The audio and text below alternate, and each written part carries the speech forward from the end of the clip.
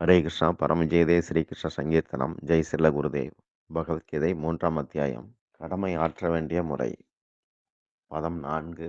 கர்மணாம் அனாரம்பான் நைஷ்கர்மியம் புருஷக அச்னுதே நேச்ச சந்நியசனாத் ஏவ சித்திம் சமதி கச்சதி. செய்ய வேண்டிய செயலை செய்ய துவங்காமல் ஒருவன் ஒருபோதும் விடுதலை பெற முடியாது. அது துறவும் அல்ல. வெறும் துறவால் மட்டுமே பக்குவம் பெறவும் முடியாது. விளக்கம். கர்மணாம் அப்படிங்கிறது கண்டிப்பாக செய்யப்பட வேண்டிய செயல்களை குறிக்கும். காலச்சக்கரத்தில் நாம் செயல்பட்டதுக்கு ஏற்ப குறிப்பிட்ட சூழலில் பிறக்க நேருது. அந்த சூழலுக்கு ஏற்ப செயல்பட நாம் கடன்பட்டவர்கள். இந்த விதிக்கப்பட்ட கடமையை ஒருத்தர் செய்ய செய்ய தாமாகவே அவருக்கு பக்குவம் கிடைக்கும். இதனால் சமபுத்தி சமநோக்கு கிடைக்கும். கர்மத்தை செய்யாமல் இந்த பக்குவத்தை ஒருத்தன் அடையவே முடியாது. கர்மந்தான் அவனுக்கு பக்குவம் பெற ஒரு சாதனம். செயல் பலனில் பற்று இராதபடிக்கு செயல்படும் கர்மயோகி அவனுக்கு தான் நைஷ்கர்மியம் அச்னுதே, அதாவது செயல்பட்டபடி ஆனால் செயலற்ற நிலையை அடைதல். எந்த கர்மம் பந்தப்படுத்தாதோ அந்த அகர்ம நிலை அவனுக்கு வாய்க்கிறது அப்படிங்கிறார். லோக நன்மை பிரத்யாருக்கு நலமுண்டாக செயல்படும் போது காமம் விலகும். ஏன்னா கர்மங்கள் சம்சார உலகோட தொடர்புடையது. ஆனால் ஜீவர்கள் பரமாத்மாவோட தொடர்புள்ளவங்க. எதை செய்தால் பகவான் திருப்தி அடைவாரோ அதை செய்யணும். அத்தகு செயல்கள் துறவி நிலையில் செய்யப்பட்டதாக சொல்லப்படுது. இதனால் இதய தூய்மையும் வாய்க்கிறது. கடமையை விடுதலைன்னு சொல்லப்படாது. அது கல்வி பூர்த்தியாகும் முன்னாடி பள்ளியை விட்டு வெளியேறின மாதிரி ஆயிரும்.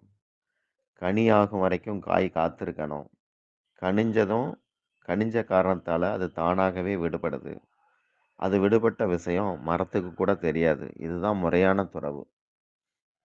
இதுதான் பகவான் செய்ய வேண்டியதை ஒருத்தர் செய்யணும் அப்படிங்கிறத சொல்கிறார். அடுத்து 3:5. நேஹி கட்சித் க்ஷணம் அபி ஜாது திஷ்டதி அகர்மகிருத் காரியதே ஹி அவசக கர்ம சர்வ பிரகிருதிஜை குணைஹி. இயற்கை குணங்களுக்கு ஏற்ப ஜீவர்கள் எவருமே எந்நிலையிலும் கட்டுப்பட்ட நிலையில் செயல்பட்டபடி இருக்கின்றனர். கன நேரம் கூட அவர்கள் சும்மா இருக்க முடியாது. விளக்கம். ஆத்மாவுடைய இயல்பு இயங்கியபடியே இருப்பது, செயல்பட்டுக்கிட்டே இருக்கிறது. ஜட இயற்கை முக்குணங்களால் ஆனது. குணங்கள் செயலாக நமக்குள்ள வெளிப்படுது. குண சங்கத்தால் செயல் நடக்குது. கச்சித் அப்படிங்கிறது எவருமே அப்படின்னு அர்த்தம். ஜாது அப்படின்னா எந்நிலையிலும். க்ஷணம் அபி அப்படின்னா நொடி நேரம் கூட. இதயம் தன் கடமையை செய்தபடியே இருக்கு, நொடிக்கு நொடி. இதனால தான் உயிரோட இருக்கிறோம். வச்சக அப்படின்னா தன்வயமின்றி ஆட்பட்டு கிடக்கிறது. குறிப்பிட்ட வாசனைகளே நம்மளை திரும்ப திரும்ப பிறக்க செய்யுது அப்படின்னு அர்த்தம். அந்த வாசனைகள் நமக்குள்ள சூட்சுமமாக இருக்குது. பொருத்தமான சூழல் வரவும் அது வளரும், விருத்தியாகும்.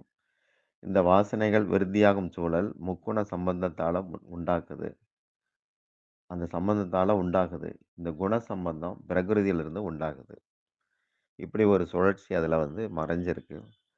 மனித உடல் பெற்ற பிறகு பகவானுக்கு தாசன்கிற நினப்பு வேணும். அந்த நினப்பில் ஜீவன் செயல்பட ஆரம்பிச்சாச்சுன்னா அவன் குணங்கள் அற்ற நிலைக்கு வர முடியும். செயலற்ற நிலை விடுபட்ட நிலைன்னு சொல்லக்கூடாது.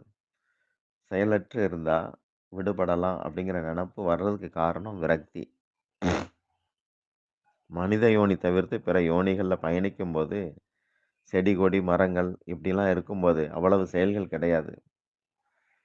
அதனால் அதுகெல்லாம் அப்போ விடுபட்டதுன்னு பார்த்தா இல்லையே, விடுபடலை.